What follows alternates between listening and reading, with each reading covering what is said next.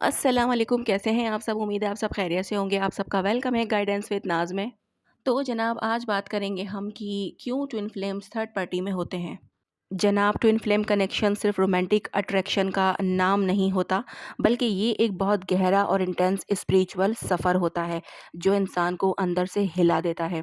जब आप अपने ट्विन फ्लेम से मिलते हो तो सब कुछ परफेक्ट और फेरी टेल की तरह शुरू होता है, लेकिन थोड़ी ही देर बाद ज़िंदगी के मुश्किल इम्तिहानात शुरू हो जाते हैं।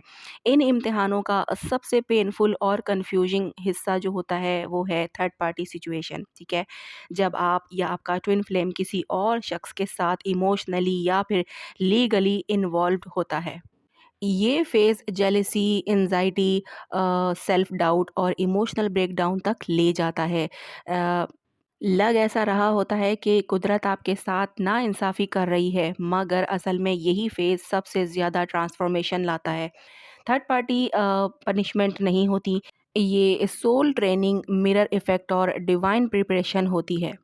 ठीक है जनाब, तो बात आई समझ में। चलें मैं आपको और आसानी से समझाती हूँ। नंबर 1, इनर हीलिंग का प्रोसेस कंप्लीट नहीं होना। यानी कि जब ट्विन फ्लेम्स एक दूसरे से मिलते हैं तो सिर्फ प्यार रजिस्टर नहीं होता, बल्कि उनके अंदर दबा हुआ दर्द, पुरानी यादें, बचपन की चोटें, नेगलेक्ट और इमोशनल ट्रॉमास भी एक्टिव हो जाते हैं। कुछ लोगों को अपने माँ बाप से प्यार नहीं मिला होता, कुछ ने टॉक्सिक रिलेशनशिप झेली होती है, कुछ ने बहुत रिजेक्शन और बिट्रेयल देखा होता है। ये सब चीज़ें नॉर्मली इंसान दबाकर ज़िंदगी गुजार देता है, लेकिन ट्विन फ्लेम मिलने पर इनका वक्त पूरा हो जाता है और ये सब सरफेस पर आ जाते हैं। थर्ड पार्टी इसलिए आती है ताकि ये दर्द इग्नोर ना हो। जेलेसी, फियर और लॉस का एहसास इंसान को मजबूर करता है कि वो अपने अंदर झांक कर देखे कि मुझे इतना दर्द क्यों हो रहा है, मुझे इतनी इनसिक्योरिटी क्यों महसूस हो रही है। यही सवाल हीलिंग की शुरुआत होते हैं। अगर थर्ड पार्टी ना होती तो आप शायद कभी भी इतनी गहराई में अपने आप को समझने की कोशिश ही ना करते। ये हीलिंग प्रोसेस अकेले कंप्लीट होता है। आपको इमोशनल इंडिपेंडेंस सीखनी होती है। आपको सीखना होता है कि आपकी वैल्यू किसी और के साथ होने से कम नहीं होती। जब ये रियलाइजेशन आती है तब हीलिंग का पहला दरवाज़ा खुलता है। नंबर 2, टाइमिंग यूनिवर्स के साथ मैच नहीं होती। यानी कि ट्विन फ्लेम का कनेक्शन भले ही डिवाइन होता है, लेकिन हर डिवाइन चीज़ का भी सही टाइम होता है। कभी ऐसा होता है कि दोनों लोग इमोशनली तैयारी में नहीं होते। कभी सोसाइटी, फैमिली प्रेशर, रिस्पॉन्सिबिलिटीज़ या ऑलरेडी कमिटमेंट भी होती हैं। यूनिवर्स ये सब देखकर सीधा यूनियन अलाउ नहीं करता। थर्ड पार्टी यहाँ पुश बटन का काम करती है। ये आपको और आपके ट्विन को टाइम देती है कि आप दोनों अपनी ज़िंदगी के बाकी मैटर्स को सॉर्ट आउट कर सको। इमेजिन करें कि अगर आप भी अपने आप को समझ ही नहीं पाए, इमोशनली अनस्टेबल हो, कैरियर सेट नहीं है और उसी वक्त आपका ट्विन फ्लेम आकर आपकी दुनिया हिला देता है, तो क्या वो यूनियन सरवाइव कर सकती है? नहीं, वो रिलेशनशिप जल्दी ही टॉक्सिक और पेनफुल बन जाता है।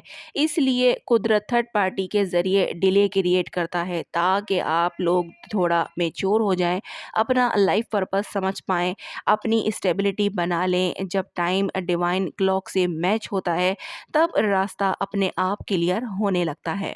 नंबर 3, फियर ऑफ इंटीमेसी, सामने आ जाना। यानी कि ट्विन फ्लेम कनेक्शन जितनी स्ट्रांग होती है उतनी ही स्कैरी भी होती है। ये कनेक्शन इतना नेक्ट, इतना ऑनेस्ट होता है कि इंसान खुद के सच से ही डर जाता है। डिवाइन मैस्कुलाइन अक्सर इस इंटेंसिटी को हैंडल नहीं कर पाता। उसे लगता है कि अगर मैं इस कनेक्शन को अलाउ कर लिया तो मैं कंट्रोल खो दूंगा, मैं हर्ट हो जाऊंगा, मेरी लाइफ ही बदल जाएगी। इस डर की वजह से वो इमोशनल डिस्टेंस क्रिएट करता है और किसी थर्ड पार्टी के साथ चला जाता है। ये थर्ड पार्टी उसके लिए सेफ और लेस इंटेंस होती है, लेकिन दिल के कोने में वो जानता होता है कि ये असल कनेक्शन नहीं, सिर्फ स्किप है। ये फ़ेज़ उसे यही सिखाता है कि सिर्फ़ सेफ़ होना काफ़ी नहीं होता, इंसान को रियल होना होता है। धीरे-धीरे वो ये समझने लगता है कि वो अपने ट्विन फ्लेम से नहीं बल्कि अपने पास्ट पेन और फ़ियर से भाग रहा था।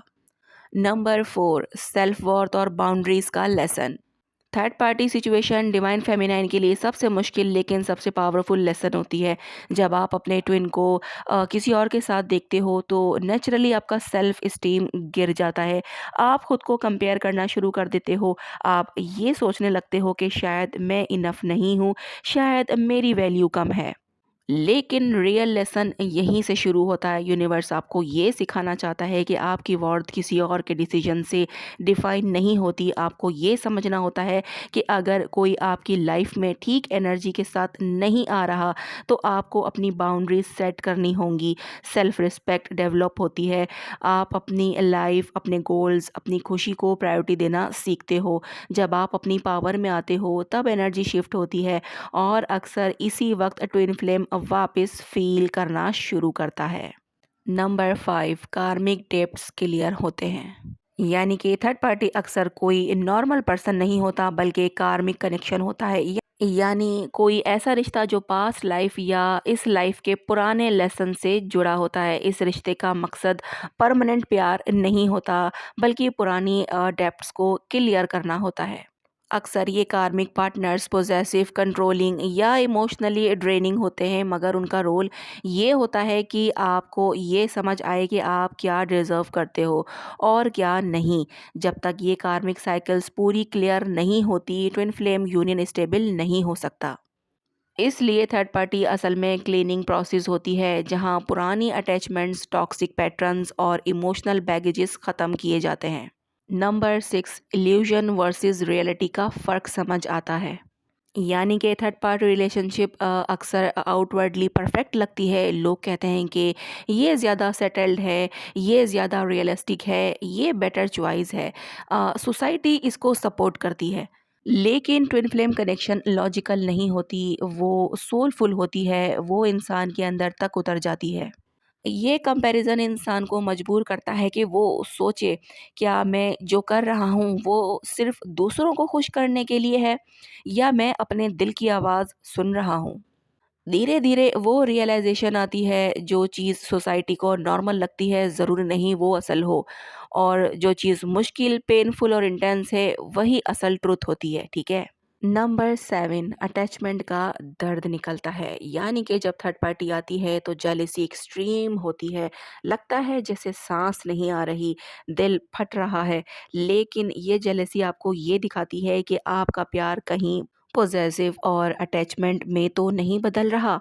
ये फेज़ आपको अनकंडीशनल लव की तरफ ले जाता है। आप सीखते हो कि प्यार का मतलब कंट्रोल नहीं होता। अगर आप किसी से सच्चा प्यार करते हो तो आप उसकी खुशी चाहते हो, चाहे वो आपके साथ हो या नहीं। ये बहुत हाई लेवल लव होता है जो सिर्फ ट्विन फ्लेम जर्नी में अचीव होता है। नंबर 8, स्पिरिचुअल अवेकनिंग तेज हो जाती है। थर्ड पार्टी का पेन लोगों को स्पिरिचुअल बना देता है। लोग मेडिटेशन करना शुरू कर देते हैं, साइंस देखना शुरू करते हैं, रिपीटेड नंबर्स, ड्रीम और अपने डीएम का यानी कि ट्विन फ्लेम का नाम सुनाई देना या फिर दिखाई देना, हार्ट चक्रा पेन, ये सब स्टार्ट हो जाता है। ये दर्द आपकी रूह को जगा देता है। आप दुनिया को और ज़िंदगी को अलग नज़र से देखना शुरू कर देते हो। आप अपने अंदर की आवाज़ सुनना शुरू कर देते हो। इस तरह आपका सबकॉन्शियस लेवल बढ़ता है, जो कि ट्विन फ्लेम जर्नी का मेन गोल होता है। नंबर 9, इंडिविजुअल आइडेंटिटी स्ट्रॉन्ग होती है। यानी कि ट्विन फ्लेम्स ऑफन एक दूसरे में इतना खो जाते हैं कि अपनी पहचान ही भूल जाते हैं। थर्ड पार्टी अक्सर ये चेन तोड़ती है और आपको वापस खुद की तरफ लेकर जाती है। आप अपने गोल्स, ड्रीम्स, करियर, टैलेंट पे फोकस करना शुरू कर देते हो। आप समझते हो कि आप सिर्फ किसी का लवर नहीं हो, आप एक कंप्लीट सोल हो जिसका अपना मिशन भी है, ठीक है?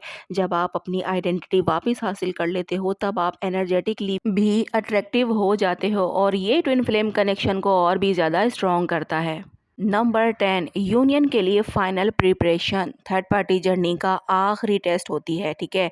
ये देखता है कि आपने कितना सब्र सीखा, कितनी मैच्योरिटी आई, कितनी अनकंडीशनल लव डेवलप हुई। जब आप बिना नफ़रत, बिना डिपेंडेंस, बिना डेस्परेशन के इस फेज़ को पार कर लेते हो, तब कुदरत समझ जाती है कि अब आप यूनियन के लायक हो। फिर जब आप दोनों मिलते हो, वो सिर्फ़ 2 लोगों का मिलन नहीं होता, वो 2 हील सोल का मिलना होता है, जो अब एक-दूसरे को पूरा करने के लिए नहीं बल्कि साथ चलने के लिए मिलते हैं। ठीक है जनाब, तो बात आई समझ में कि ट्विन फ्लेम्स थर्ड पार्टी में क्यों होते हैं और इसका क्या रोल होता है। क्या आप लोग भी थर्ड पार्टी सिचुएशन में हैं? क्या आपके साथ भी ऐसा कुछ हो रहा है? तो आज आपको आपके सवालों के जवाब मिल गए होंगे कि आप लोग थर्ड पार्टी में क्यों हो या फिर आपका पर्सन थर्ड पार्टी में क्यों है। और आपने क्या करना चाहिए, ये चीज़ भी मैंने इसके अंदर आपको बताई है, ठीक है? यानी कि आपको क्या सीखना चाहिए। तो जनाब कुछ ना समझ में आया हो तो आप लोग कमेंट बॉक्स में पूछ सकते हैं, मैं बताने की पूरी कोशिश करूँगी। आज की वीडियो यहीं तक है। मिलते हैं हम लोग नेक्स्ट वीडियो में। अपना बहुत ज़्यादा ख़्याल रखिएगा और मुझे दुआओं में याद रखिएगा। अल्लाह हाफ़िज़।